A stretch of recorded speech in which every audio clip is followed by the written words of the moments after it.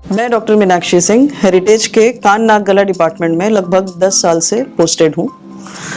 मैंने अपना ग्रेजुएशन और पोस्ट कानपुर मेडिकल कॉलेज से किया है। अपना पोस्ट ग्रेजुएशन कंप्लीट करने के बाद मैं बॉम्बे में PD Hinduja hospital and medical research centre में डॉक्टर कीर्तने के साथ लगभग 2 साल मैंने काम किया। डॉक्टर कीर्तने हमारे ईएनटी के वर्ल्ड लेवल के फेमस डॉक्टर हैं और वहाँ से कार्यरत होने के बाद मैं वापस वाराणसी आई। उसके बाद फिर मैंने इटली की फेलोशिप ज्वाइन करी। Mainly ear and skull based surgery में मैंने फेलोशिप किया वहाँ पे लगभग 1 साल। उसके बाद मैंने वापस आके बनारस में हेरिटेज हॉस्पिटल ज्वाइन कर लिया और यहाँ अब मैं 10 साल से कार्यरत हूँ।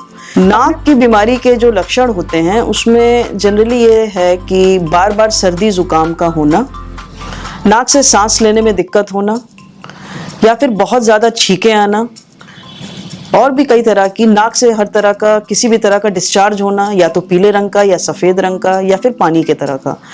तो इसमें मेनली इस प्रॉब्लम को कहा जाता है राइनाइटिस। राइनाइटिस कई प्रकार की होती है। It could be allergic rhinitis, जिसमें कि पेशेंट ये कंप्लेन करता है कि हमें सुबह उठते ही बहुत ज़्यादा छींकें आती हैं, उसके बाद नाक से पानी आने लगता है।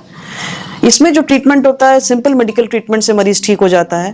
कुछ पेशेंट्स अपने सर्दी होने को, बार बार की सर्दी होने को अवॉइड करते हैं। मेनली जो आमतौर पे जो सर्दी होती है लोगों को, वो साल में जब मौसम बदलता है 1 या 2 बार होती है।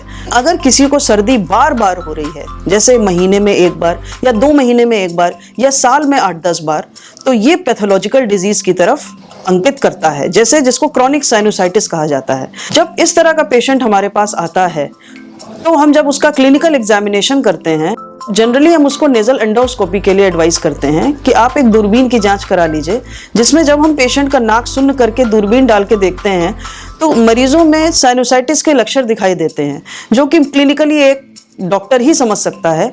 नाक में खोखली हड्डियां होती हैं जिन्हें साइनसेस कहा जाता है।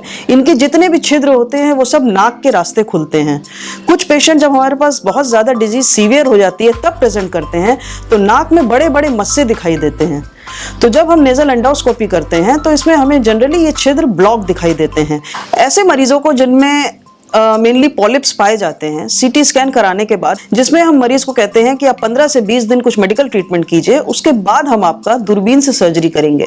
इस सर्जरी को जनरल जो हमारी भाषा में, डॉक्टर की भाषा में कहा जाता है face, that is functional endoscopic sinus surgery, जिसमें हम सारे साइनसेस का वेंटिलेशन एस्टैब्लिश करते हैं, हम सारे पॉलिप्स रिमूव करते हैं, सारे ऑस्टियम्स इनलार्ज करते हैं। नाक के मस्से की सर्जरी करने के लिए एक इंस्ट्रूमेंट है जिसे कहते हैं माइक्रो डिब्राइडर।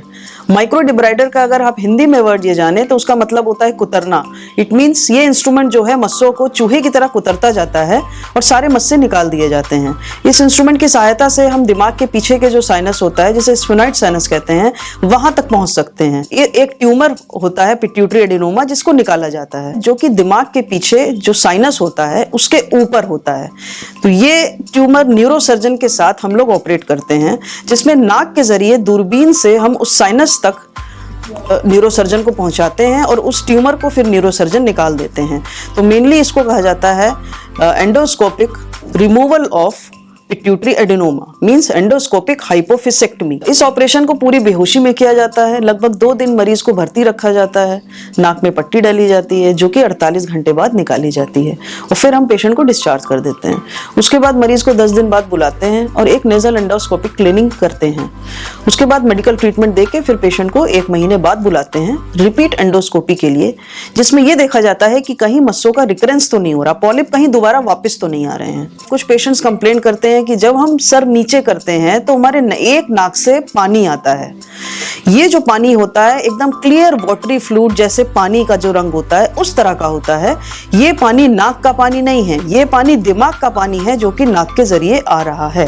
इसका भी पहले कंजर्वेटिव ट्रीटमेंट किया जाता है। जो पेशेंट कंजर्वेटिव ट्रीटमेंट से नहीं ठीक होते हैं उसका एंडोस्कोपिक रिपेयर CSF राइनोरिया का किया जाता है। मेनली इसमें क्या होता है कि दिमाग और नाक के बीच जो हड्डी होती है उसमें डिफेक्ट हो जाता है, जिसकी वजह से दिमाग का पानी नाक के थ्रू निकलता है और ये जनरली एक ही नाक से निकलता है।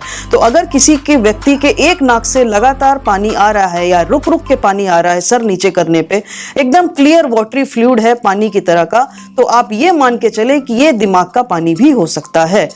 और अगर इसकी आपने ट्रीटमेंट नहीं कराया, या तो कंजर्वेटिव या मेडिकल, तो आपको लेटर ऑन इसमें मेनिंजाइटिस हो सकती है, जिसे दिमाग का इन्फेक्शन कहा जाता है, जो कि आपके लिए घातक सिद्ध हो सकती है।